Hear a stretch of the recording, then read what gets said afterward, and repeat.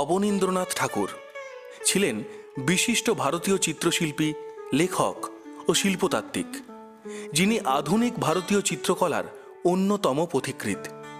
তিনি বাংলার নিজস্ব চিত্রধারাকে প্রতিষ্ঠা করতে বঙ্গীয় চিত্রশৈলী বা বাংলা স্কুল আন্দোলনের সূত্রপাত করেন। তাঁর শিল্পকর্মে ঐতিহ্যবাহী মুঘল, রাজপুত ও জাপানি শিল্পশৈলীর প্রভাব স্পষ্ট।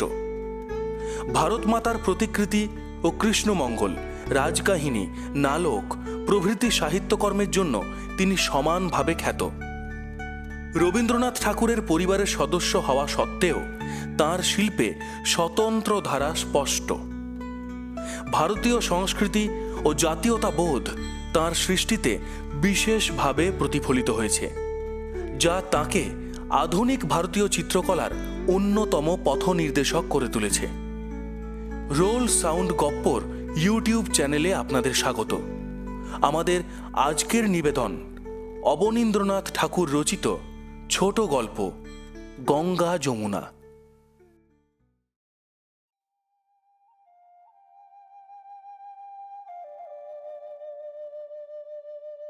সেবার পশ্চিমে বেড়াইতে গিয়া যেখানে বাসা করিয়াছিলাম, ঠিক তার সম্মুখে বাদশাহী আমলের একটা বাগিচা ছিল। প্রকাণ্ড বাগান, পাথরের প্রাচীরের চারিদিক ঘেরা, তারই মাঝে পাথরে গাঁথা গোল গম্বুজ তিনটা কবর। বাগানের স্থানে স্থানে লাল পাথরে বাঁধানো হৌজ, তার মাঝে জলের ফোয়ারা। বড় বড় নিম গাছের তলায় শ্বেত পাথরের চাতাল। স্থানটা জনশূন্য এবং অযত্নে এখন নষ্টশ্রী। বাগিচার খবরদারি করিতে কোম্পানি বাহাদুরে নিযুক্ত একজন মাত্র বৃদ্ধ মালী ছিল এবং তাহারই যত্নে 2-4টা ফুল গাছ ও কতকটা সবুজ ঘাস সেই স্থানটাকে মনোরম এবং সকালে সন্ধ্যায় হাওয়া খাইয়া বেড়াইবার মতো করিয়া রাখিয়াছিল। আমার বাসার ত্রিসীমানায় আর জনমানব ছিল না। খবরের কাগজ এবং 2-1খানা চিঠি লেখা ছাড়া হাতে কাজও বড় একটা ছিল না। সুতরাং সেই বৃদ্ধ মালির সঙ্গেই বন্ধুতা পাতাইলাম ও সিকি দুয়ানির লোভ দেখাইয়া তাহাকে আমার বাংলা ঘরের এক কোণ দখল করিতে রাজি করিলাম।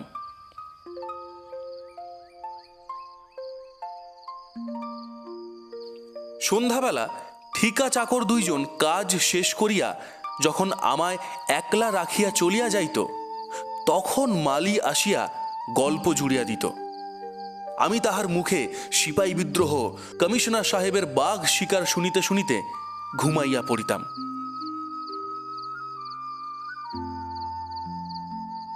শীতকালে সন্ধ্যাটা তামাকের ধুম আর গল্পের পর গল্পে বেশ গরম থাকিত। নিষ্কর্মা মানুষের অনেক রকম বাতিক আসিয়া জোটে। আমারও তেমনি অনেকগুলা ছোটখাটো বাতিক দেখা দিল। তার মধ্যে লেখা বাতিকটা সর্বপ্রধান। আমি প্রথম ছোট গল্প এবং খণ্ড কবিতা লিখিয়া মাসিক পত্রে পাঠাইতে লাগিলাম। ছোট করিয়া লেখা যে সহজ নয়, এ কাণ্ডজ্ঞান তখন আমার জন্মে নাই। যাই হোক, নেশা ক্রমে জমিয়া উঠিল। ডিকিনসনের দোকানে রীতিমতো হিসাব খুলিয়া মাসিক পত্রের জন্য আর একটা উপন্যাস আরম্ভ করিয়া দিলাম। উপন্যাসটা যে সেই শাহী বাগের কবর তিনটার চারিদিক বেড়িয়া বেড়িয়া গজাইয়া উঠিতেছিল, তাহা আর বলিতে হইবে না। কলসের মধ্যে আরব্য উপন্যাসের দৈত্যের মতো গল্পটা আমার 3টি মাত্র পরিচ্ছেদের ভিতরে দিবারাত্রি খাটিয়া বেশ ফেনাইয়া তুলিতেছিলাম।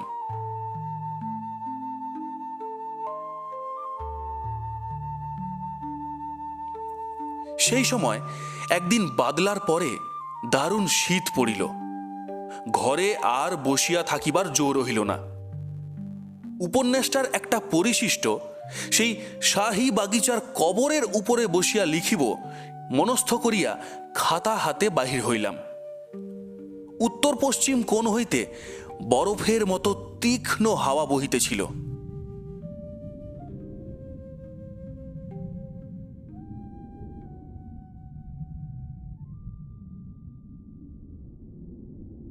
ঘাসের উপরে মেহুদি গাছের বেড়ার গায়ে গায়ে শিশিরের জাল পড়িয়াছে। বেলা 8টা, তখনও সূর্যদেবের দর্শন নাই। বাগিচার শান বাঁধা রাস্তায় চলিতে পা যেন হিম হইয়া গেল। আমি নিঃশব্দে গিয়া বাগিচার মধ্যে বড় কবরটায় আশ্রয় লইলাম।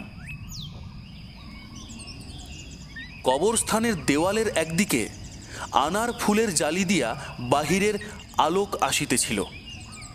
আমি তাহারই কাছে বসিয়া লিখিতে লাগিলাম।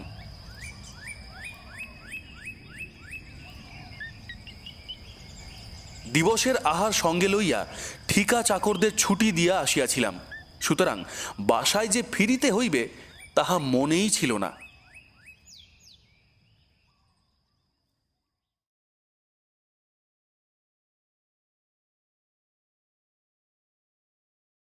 লেখা শেষ করিয়া যখন উঠিয়া দাঁড়াইলাম, তখন সমাধিগৃহটা অন্ধকারে পরিপূর্ণ হইয়া গিয়াছে। চারিদিকের দেওয়ালে নানা বর্ণের প্রস্তরে লেখা বিচিত্র লতাপাতা। কার্নিসের কোলে কোলে পাথরে খোদাই করা আল্লাহর স্তোত্র স্পষ্ট আর দেখা যায় না। জালির ভিতর দিয়া একটুখানি চন্দ্রালোক কবরের উপরে আসিয়া পড়িয়াছে, ঠিক যেন কে সেখানে বড় বড় রূপার ফুল ছড়াইয়া গিয়াছে। আমি বাহির হইবার জন্য দ্বারের নিকট আসিয়া দেখিলাম দ্বার বন্ধ।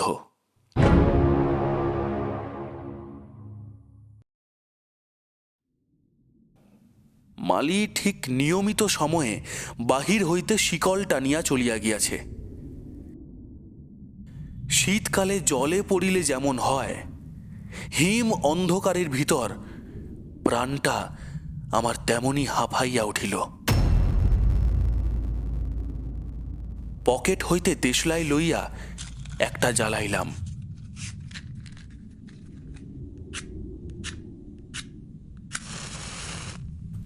এবং তাহারই ক্ষীণ আলোকে পথ চিনিয়া যেখানে বসিয়া লিখিতেছিলাম সেইখানে আসিয়া বসিলাম।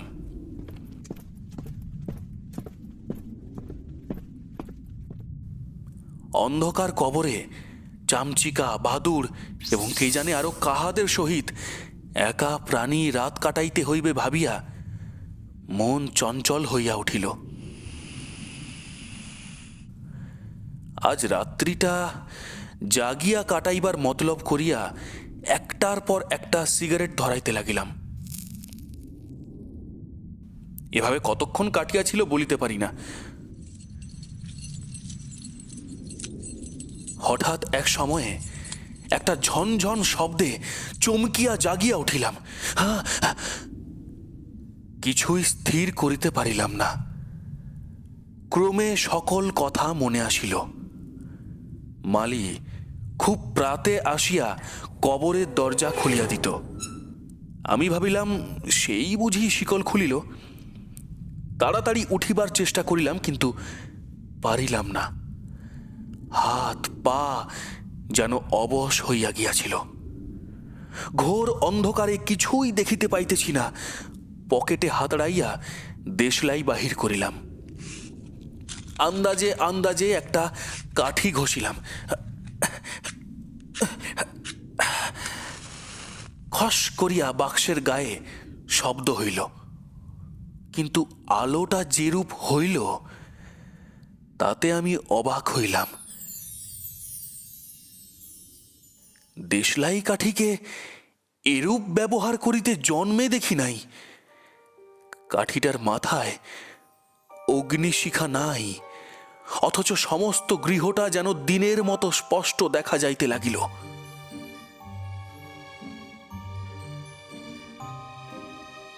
আমি দেখিলাম চারিদিকে শ্বেত পাথরের দেওয়ালে লেখা বিচিত্র বর্ণের লতা পাতা, ফুল ফল মণিমাণিক্যের মতো ঝকমক করিতেছে।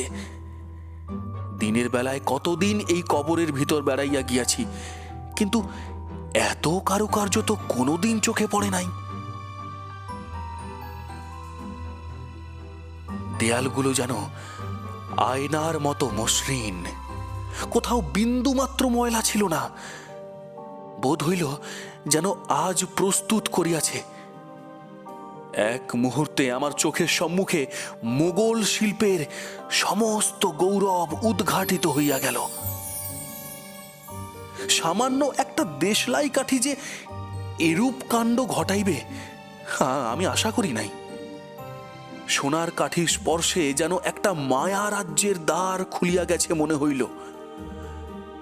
বাহিরে বাগিচায় গোলাপ ফুল ফুটিয়াছিল কিনা কে জানে, কিন্তু একটা মৃদু গোলাপি গন্ধ এবং জলের ফোয়ারার একটা শীতল ঝরঝর সঙ্গীত স্পষ্ট অনুভব করিতে লাগিলাম।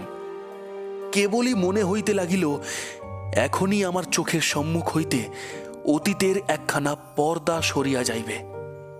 আমি একটা অনাবিষ্কৃত রহস্যের এক অঙ্ক পাঠ করিবার আশায় লোলুপ চিত্তে অপেক্ষা করিয়া রহিলাম। কতক্ষণ এরূপ অবস্থায় কাটাইয়াছিলাম বলিতে পারি না। হঠাৎ এক সময়ে সমস্ত আলোক নিভিয়া গিয়া চারিদিক অন্ধকার হইয়া একটা দারুণ শীত ও সঙ্গে সঙ্গে কম্প হাড়ে হাড়ে বিঁধিতে লাগিল।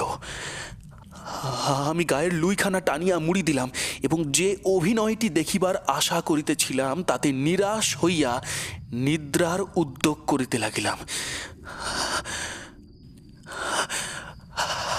হঠাৎ আমার খাতাখানার কথা মনে পড়িল, সেটাকে উপাদান করিব বলিয়া, কিন্তু খাতা নাই। অন্ধকারে আশপাশ হাতড়াইয়া দেখিলাম খাতার চিহ্ন মাত্র নাই। তখনই একটা দেশলাই জ্বালিয়া খাতার সন্ধানে উঠিলাম। এবার দেশলাইটা আর পূর্বের মতো ব্যবহার করিল না, সহজভাবেই জ্বলিতে লাগিলে। আমি যেখানে বসিয়াছিলাম তাহার এক কোণে অনতি গভীর একটা শূন্য কবর ছিল। আমি সেই স্থানটায় ভালো করিয়া খুঁজিবার জন্য আলোক হাতে ঝুঁকিয়া পড়িলাম। সহসা সেই সময় কে যেন পশ্চাৎ হইতে আসিয়া আমায় স্পর্শ করিল এবং চমৎকার উর্দুতে বলিয়া উঠিল, বাবুজি, এই যে তোমার কিতাব। আমার শিরায় শিরায় বিদ্যুৎ ছুটিয়া গেল। চিৎকার করিবার শক্তি ছিল না, কণ্ঠরোধ হইয়া গিয়াছিল। যন্ত্রচালিতের মতো আমি ফিরিয়া দাঁড়াইলাম। মাথার ভিতরটা ঝাঁ ঝাঁ করিতেছিল। চোখে ভালো দেখিতে পাইতেছিলাম না। সম্মুখে দেখিলাম অস্পষ্ট ছায়ার মতো মোগলাই পাগড়ি এবং জামা জোড়া পরনে এক পুরুষ মূর্তি। সে ধরনের কাপড় এবং শিরস্ত্রাণ এখন চলিত নাই, কিন্তু তবু লোকটি যেন চেনা চেনা বোধ হইল। তাহার শ্বশ্রুহীন মুখে এমন একটা কমনীয়তা ও রাজভাব বিদ্যমান ছিল যে তাহাকে দেখিয়াই আমি বুঝিলাম ইনি কোনো বড় লোক হইবেন। পশ্চিমে অনেক দিন থাকিয়া আমার মুসলমানি আদব কায়দা ও উর্দু ভাষাটায় বিলক্ষণ দখল জন্মিয়াছিল। আমি লোকটিকে রীতিমতো সেলাম ও সম্ভাষণ করিয়া খাতাখানির জন্য হাত বাড়াইলাম। লোকটি একটু হাসিয়া বলিলেন, খাতাতে কি লিখিয়াছেন পড়িয়া শুনাইতে আপত্তি আছে কি? রাত্রি এখনো অনেক আছে। খাতা শুনাইতে আমার আপত্তি দূরে থাক, শুনাইবার লোক পাইলে বাঁচি। তবু ভদ্রতার খাতিরে বলিলাম, যদি আপনার বিরক্তি না হয়। তবে আসুন বলিয়া লোকটি আমাকে লইয়া সেই সমাধি গৃহের পূর্ব দিকের এক অংশে প্রকাণ্ড একখানা শ্বেত পাথরের চৌকির উপরে গিয়া বসিলেন। ধরিয়া ধরিয়া লেখা শুনাইয়া অনেক মানব আত্মাকে আমি নির্ভয়ে যন্ত্রণা দিয়াছি।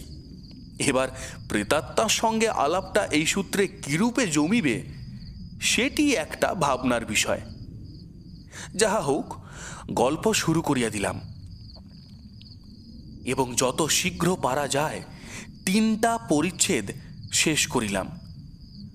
গল্পের পরিশিষ্টটাও শুনাইয়া দিবার ইচ্ছা ছিল, কিন্তু শ্রোতার মুখে উৎসাহের লক্ষণ বড় একটা দেখা গেল না। সুতরাং খাতা বন্ধ করিয়া জিজ্ঞাসা করিলাম, গল্পটা আপনার কেমন লাগিল? মন্দ নয়, কিন্তু শাহীবাগের ইতিহাসটা আপনি যেরূপ দিয়াছেন, সত্য ইতিহাসটা তাহা অপেক্ষা আরো হৃদয় বিদারক। এবং আমি সেই বিয়োগান্ত নাটকের প্রধান অভিনেতা ছিলাম। তবে বলি শুনুন।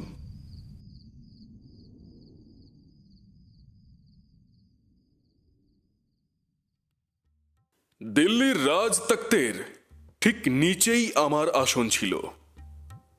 হিন্দুস্থানের বাদশাহী একদিন আমাকেই করিতে হইবে, এ কল্পনাও সময়ে সময়ে করিতাম। বাদশাহী প্রথমত এক হিন্দু রাজকুমারীর সহিত আমার প্রথমে বিবাহ হয়। আমি 21 বৎসরে 6,000 শাসনকর্তার পদ ও হিন্দু বেগমকে লইয়া বাংলাদেশে গেলাম। সেইখানে আমাদের নব অনুরাগের মাঝখানে গোপন বিচ্ছেদের প্রথম সঞ্চার। যে মোগল কুমারী আমাদের 2 হৃদয়ের মাঝে আসিয়া দাঁড়াইল, তাহার রূপের সীমা ছিল না। আর যে রাজসুতাকে আমি আল্লাহর নাম লইয়া বরণ করিয়াছিলাম, তাহার গুণের স্মৃতি প্রেতলোক হইতে আজিও আমায় আকর্ষণ করিয়া আনে।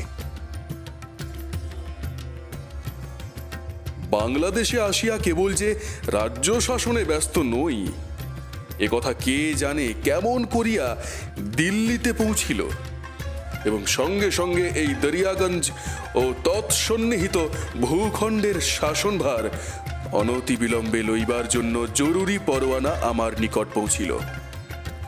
আমি বাধ্য হইয়া বাংলাদেশের বসন্ত লীলা অসময়ে এবং অতি অশোভন রূপে অসমাপ্ত রাখিয়া সপরিবারে এই নিম গাছের দেশে চলিয়া আসিলাম।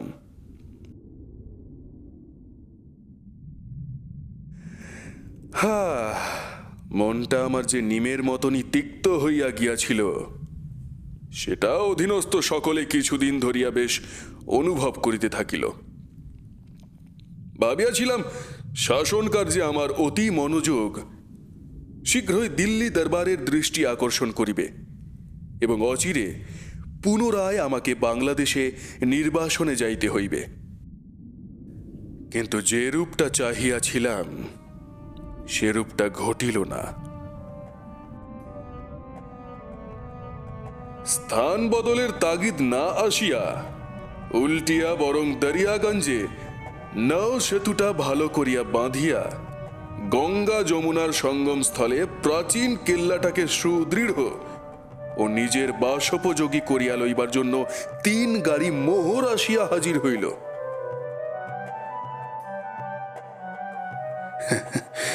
আমি বেশ বুঝিলাম, দিল্লি হইতে আমার জন্য সোনার শৃঙ্খল আসিল এবং আমার নিজের কারাগার নিজেই প্রস্তুত করিয়া লইতে হইবে।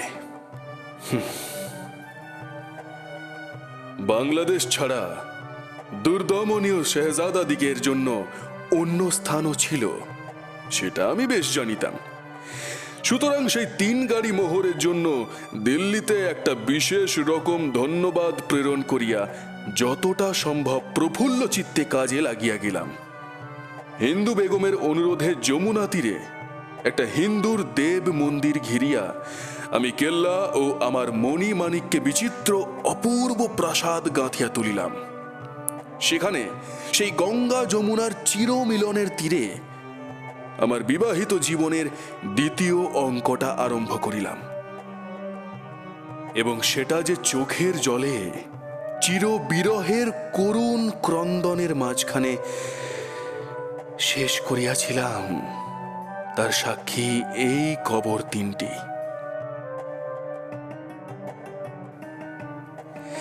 তারপর আমি ওই দক্ষিণ দিকের কবরটায় আমার হিন্দু বেগমকে বাম দিকের ছোট গম্বুজটার নিচে আমাদের 4 বৎসরের স্নেহের ধনকে ফেলিয়া রাখিয়া দিল্লির রাজ তক্তে গিয়া বসিলাম।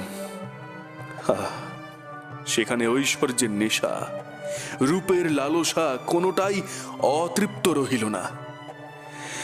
যাহার জন্য বাংলাদেশে নির্বাসন কামনা করিয়াছিলাম, সেই মোগল কন্যাকে একদিন সুতীক্ষ্ণ ছুরির বিদ্যুদ্দাম করাল রুধির বর্ষার অভিসার রজনীতে হিন্দুস্তানের অধীশ্বরী রূপে বাদশাহী তক্তে আমার পাশে আনিয়া বসাইলাম। তারপরে অভাবনীয় ভোগ এবং পিতৃদ্রোহী ভাতৃহন্তা সন্তানগণের হাতে মর্মান্তিক শোক ও যন্ত্রণার মাঝে জীবনের আমার তৃতীয় অঙ্কটা হঠাৎ একদিন শেষ করিলাম।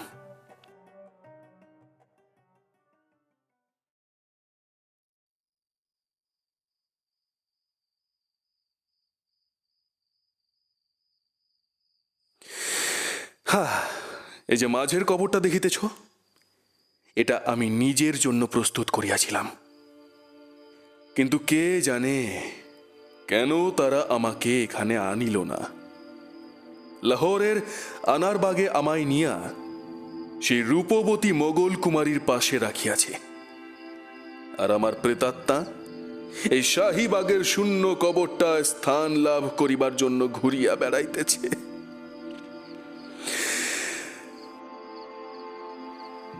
গঙ্গা যমুনার চির মিলনের মাঝে যেমন রেখা মাত্র ব্যবধান কিছুতে মুছিবার নয়, আমি তেমনি মোগল সম্রাট আর আমার হিন্দু বেগম যমুনার 2 জনের মাঝে শূন্য কবরের বিচ্ছেদ চিরদিন অপূর্ণ রহিয়া গেছে।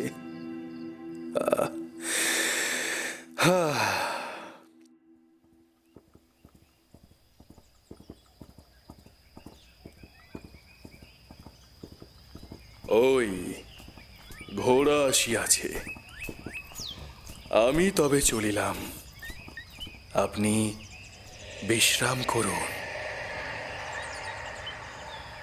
আমি কি একটা বলিতে যাইতেছিলাম, হঠাৎ বিজাতীয় ভাষায় গুড মর্নিং শুনিয়া চমকিয়া দেখিলাম ঘোড়ায় চড়িবার সাজ পরিয়া দরিয়াগঞ্জের ডাক্তার সাহেব।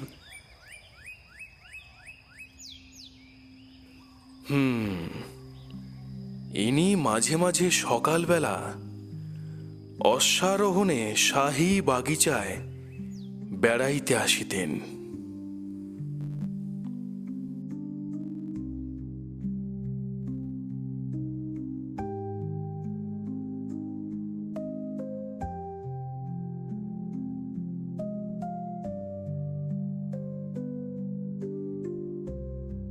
শেষ হলো আমাদের আজকের নিবেদন। অবনীন্দ্রনাথ ঠাকুর রচিত ছোট গল্প গঙ্গা যমুনা। আমাদের রাতের গপ্প সেগমেন্টটি ভালো লাগলে আমাদের চ্যানেলটিকে সাবস্ক্রাইব করে দিন, কারণ আগামী দিনে আসছে আরও আকর্ষণীয় নিবেদন নিয়ে রোল সাউন্ড গপ্পর ঠেক।